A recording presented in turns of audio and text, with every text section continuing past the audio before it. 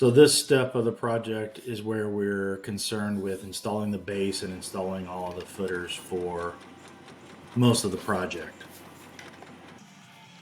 As you can see, this takes a lot of handwork and it's a lot of heavy work. It's a lot of concrete mixing and it's a lot of wall building. It's a lot of the ugly parts of the job that nobody will ever see, but they're actually the most important parts that make sure that this thing lasts for 10, 20, 30, 40 years, right? It's dump trailers full of gravel, it's pallets of bagged concrete, and then, of course, it's concrete trucks full of concrete.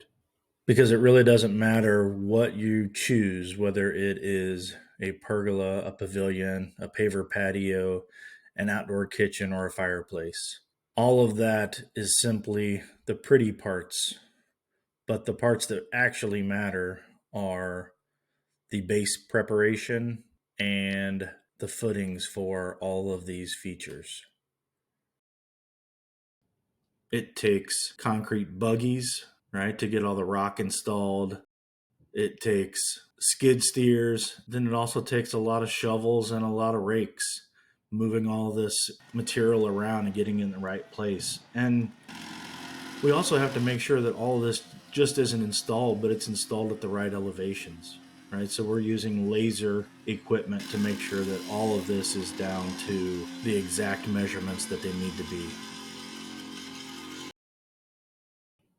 Now, when we get to installing the base of the paver portions, that's where we bring in concrete trucks and we buggy it back or we pump it back to the area where the project's going in. On these days, you'll typically see maybe an extra guy or two on site, only because sometimes we need somebody running concrete buggy, or we might need somebody running concrete buggy or two. Sometimes, if the project's large enough, we might have two buggies. It kind of just depends on the project, really. Sometimes the run from the street all the way to the backyard where we're installing it is so long that it might take 2-3 minutes. And so we might need two buggies doing this work just to keep it going fast enough for the guys to move the concrete around and get it placed where it needs to go. This part of the project can be a little dirty. It can be a little ugly, but as you can see in some of these videos, we make sure to use plastic tarps and plastic sheeting to protect the house from any splashes of concrete, or sometimes just dust from a lot of the rock that's going in. So, but be assured, when we leave, we make sure any concrete splatter is off of the house, and we are going to either power wash, hose off, or hand wash any of the windows and areas of the house that were closer to the project that tend to get a little dirty.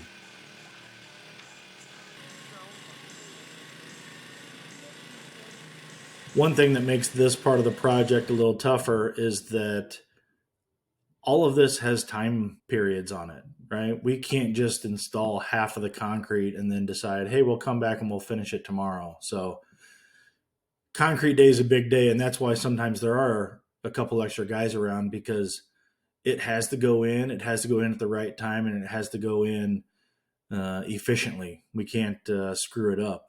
So it's a critical portion of the project, and really probably the most important day or two that we have on a project, just because of the time. You know, if we decide that we want to stop halfway through a fireplace and go work on something else, then we can. But with concrete and concrete day, you only have a few hours to get that in.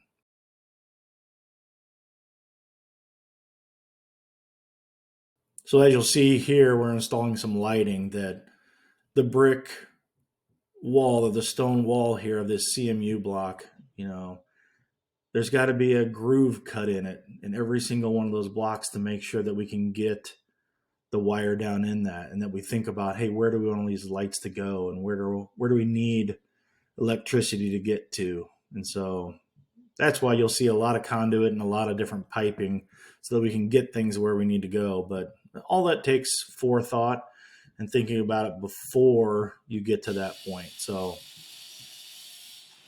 a lot of times our guys make it look easy, but there's actually a lot of thinking and a lot of preparation that goes into this to make sure that everything is in place before that concrete goes down. Because once the concrete goes in, that part's pretty much done.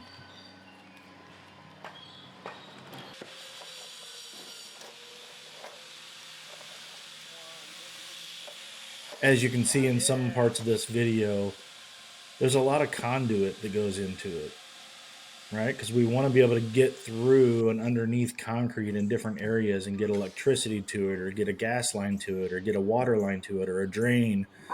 There's all those kind of things that you have to think of when we are installing all these different projects. A lot of that is the stuff that people just don't see, right? That you have to think about that beforehand. You can't have a raised patio bed that has 3 feet of compacted gravel, 4 to 5 inches of concrete, and then decide 2 weeks later, like, hey, we need to run a gas line underneath this entire patio. So all those things have to be figured out beforehand so that we can ensure that the customer gets all the niceties that they're wanting at the end of the project, whether that be lights out on their patio, or electricity for, for sound wire, or for gas lines, or anything.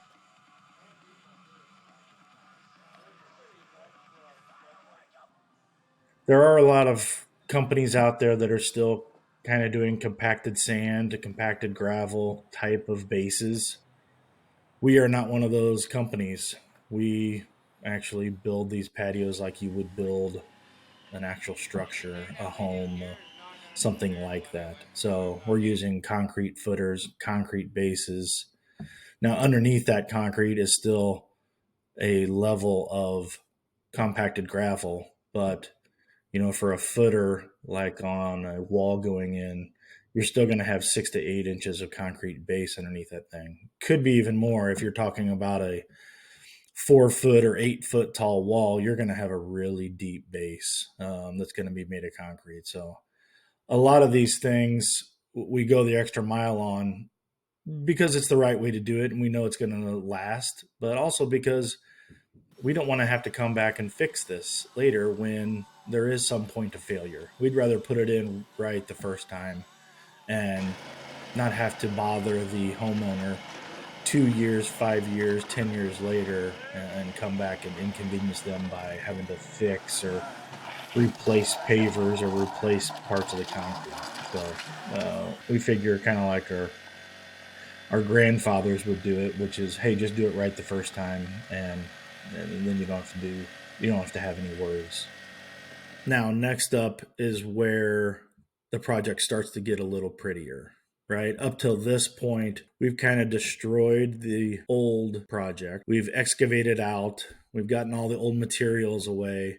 Now we've come back in, we put in proper bases, we put in proper footers for all the walls or heavier elements to a project, whether that be an outdoor kitchen or a fireplace or something along those lines. But now that all that's in, now we're going to head to the pretty parts where we're putting on pavers and wall block and stone veneers and all those things that make it look nice. So this is kind of the part where, coming up, it's the part where clients start to get a little happy, kind of where the client goes, hey, this is kind of what we were thinking about.